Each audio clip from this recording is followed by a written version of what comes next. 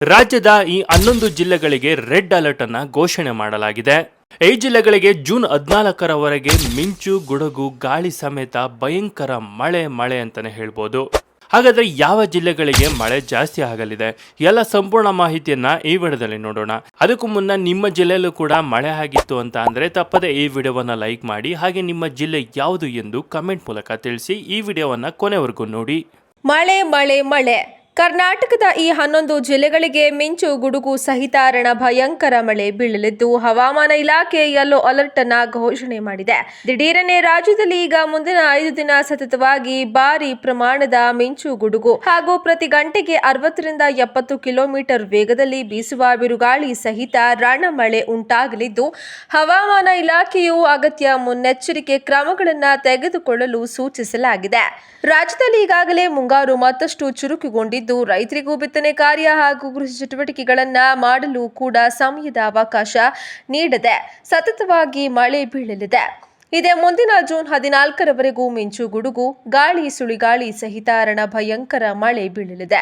ಹಾಗಾದ್ರೆ ಯಾವ ಜಿಲ್ಲೆಗಳಲ್ಲಿ ಯಾವ ದಿನಾಂಕದಂದು ಮಿಂಚು, ಗುಡುಗು ಸಹಿತ ಮಳೆ ಬೀಳಲಿದೆ ಎನ್ನುವಂತಹ ಕಂಪ್ಲೀಟ್ ಡೀಟೇಲ್ಸ್ ತಿಳಿದುಕೊಳ್ಳಲು ತಪ್ಪದೆ ವಿಡಿಯೋವನ್ನ ಕೊನೆವರೆಗೂ ನೋಡಿ. ಈ ವರ್ಷ ರೈತರ ಮಳೆ ಬೆಳೆ ಚೆನ್ನಾಗಿ ಆಗಲಿ ಅನ್ನೋದಾದ್ರೆ ತಪ್ಪದೆ ವಿಡಿಯೋಗೆ ಒಂದು ಲೈಕ್ ಅನ್ನ ಕೂಡ ಮಾಡಿ. ಇಂದು ಉತ್ತರ ಕರ್ನಾಟಕದ 11 ಜಿಲ್ಲೆಗಳಿಗೆ ಯೆಲ್ಲೋ ಅಲರ್ಟ್ ಅನ್ನ ನೀಡಿತ್ತು. ಜೂನ್ 8ರಂದು ರಾಜ್ಯದಾದ್ಯಂತ ವ್ಯಾಪಕ ಮಳೆಯಾಗಲಿದೆ.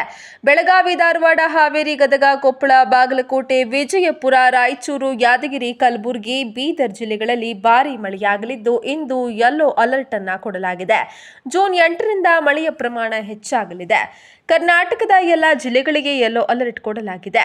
ಮತ್ತೆ ಮಳೆ ಹೆಚ್ಚಾಗುವ ಸಾಧ್ಯತೆ ಇದೆ ಎಂದು ಹವಾಮಾನ ಇಲಾಖೆ ಮುನ್ಸೂಚನೆಯನ್ನ ನೀಡಿದೆ. ಜೂನ್ 1ರವರೆಗೆ ರಾಜ್ಯಾದ್ಯಂತ ಅತಿ ಸಾಧಾರಣ ಮಳೆಯಾಗಲಿದೆ. ಜೂನ್ 10ರಿಂದ 12ರವರೆಗೆ ಸಾಧಾರಣ ಮಳೆಯಾಗಲಿದೆ ಎಂದು ಹವಾಮಾನ ಇಲಾಖೆ ತಿಳಿಸಿದೆ. ಮಂಗಳವಾರ ವೇಳೆಗೆ ರಾಜ್ಯದಲ್ಲಿ ಭಾರೀ ಮಳೆಯಾಗುವಂತಹ ಸಾಧ್ಯತೆ ಇದೆ ಎಂದು ಕೇಂದ್ರ ಹವಾಮಾನ ಇಲಾಖೆ ಎಚ್ಚರಿಕೆಯನ್ನ ನೀಡಿದೆ.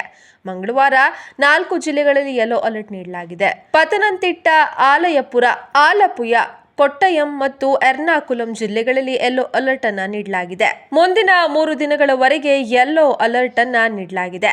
ರಾಜ್ಯದ 2 ಜಿಲ್ಲೆಗಳಲ್ಲಿ ಪ್ರತ್ಯೇಕ ಸ್ಥಳಗಳಲ್ಲಿ ಹಗುರ ಮಳೆಯಾಗುವ ಸಾಧ್ಯತೆ ಇದೆ ಮತ್ತು ಇಡುಕಿ ಜಿಲ್ಲೆಗಳಲ್ಲಿ ಮಳೆಯಾಗುವಂತಹ ಸಾಧ್ಯತೆ ಇದೆ ಎಂದು ಕೇಂದ್ರ ಹವಾಮಾನ ಇಲಾಖೆ ತಿಳಿಸಿದೆ. ಸಮುದ್ರದ ವಿದ್ಯಮಾನದ ಬಗ್ಗೆ ರಾಜ್ಯದ ಕೆಲವು ಕರಾವಳಿ ಪ್ರದೇಶಗಳಲ್ಲಿ ಎಚ್ಚರಿಕೆಯನ್ನ ನೀಡಲಾಗಿದೆ. ಕೃಷ್ಣಾ ನದಿ ಜಲಾನಯನ ಪ್ರದೇಶದಲ್ಲಿ ಮುಂಗಾರು ಮಳೆ ವ್ಯಾಪಕವಾಗಿ ಸುರಿಯುತ್ತಿರುವ ಹಿನ್ನೆಲೆಯಲ್ಲಿ ಆಲಮಟ್ಟಿ ಜಲಾಶಯಕ್ಕೆ ಒಳ ಹರಿವಿನ ಪ್ರಮಾಣ ಹೆಚ್ಚಾಗಿದೆ. ಈ ಹಿನ್ನೆಲೆಯಲ್ಲಿ ಯಾವುದೇ ಕ್ಷಣದಲ್ಲಾದರೂ ಕೂಡ ಜಲಾಶಯದಿಂದ ನೀರು ಹೊರಬಿಡುವ ಸಾಧ್ಯತೆ ಇದೆ. ಕೆಲ ಭಾಗದ ನದಿ ತೀರದ ಜನರು ಎಚ್ಚರಿಕೆಯಿಂದ ಇರಬೇಕು ಎಂದು ಅಧಿಕಾರಿಗಳು ತಿಳಿಸಿದ್ದಾರೆ. ಜಾನುವಾರು ಹಾಗೂ ಆಸ್ತಿ ಪಾಸ್ತಿಯನ್ನ ಸುರಕ್ಷಿತ ಪ್ರದೇಶಗಳಿಗೆ ಸ್ಥಳಾಂತರಿಸಬೇಕು ಎಂದು ತಿಳಿಸಲಾಗಿದೆ. ನೋಡೋದಲ್ಲ ಸ್ನೇಹಿತರೆ, ಜೂನ್ 14ರವರೆಗೆ ಈ ಜಿಲ್ಲೆಗಳಿಗೆ ಸಿಕ್ಕಾಪಟ್ಟೆ ಮಳೆ ಅಂತಾನೆ ಹೇಳ್ಬೋದು.